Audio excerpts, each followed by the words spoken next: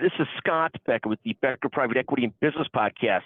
Today's discussion is the UAW, a story of winning and losing in negotiations.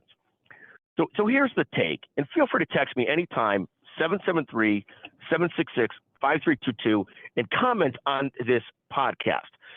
So this is a discussion of negotiations, winning and losing in negotiations, and the UAW is the banner child for this. Whenever on its face of it, there's a clear winner in negotiations, you have to always reflect on what is going to be the long-term outcome of that negotiation. And here you have a fascinating story where the story is playing out extremely quickly. So the UAW, in every step of the way, kicked the ass of the big motor companies in their recent labor negotiations. They used a bunch of aggressive tactics. They were crazily successful. They did, work stoppages sort of on the fly. They rallied their troops like we were in a war. And so at the end of the day, they were able to hold the car companies hostage to much higher rates for the UAW. UAW claimed this as a magnificent win.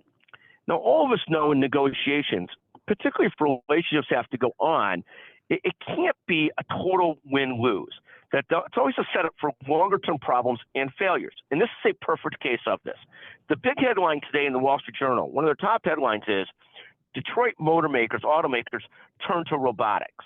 Well, of course. If you drive up the cost of labor to where those automakers already have much worse cost of labor than Tesla, the Japanese automakers, anybody that's manufacturing in the southern states in the United States and in other countries, of course, those automakers have to react. So they were held hostage in the negotiation.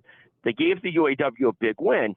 But for every action, there's a reaction. In any negotiation you're in, even if it is the end of the relationship with whoever you're negotiating with, if something's not left on the table for the other side, you can expect in the long run, the outcome's not going to be as good as you think it is at first. The UAW Detroit automaker negotiation may be the most perfect and clearest example of this I've seen in years, and it hasn't taken long at all for the automakers to respond.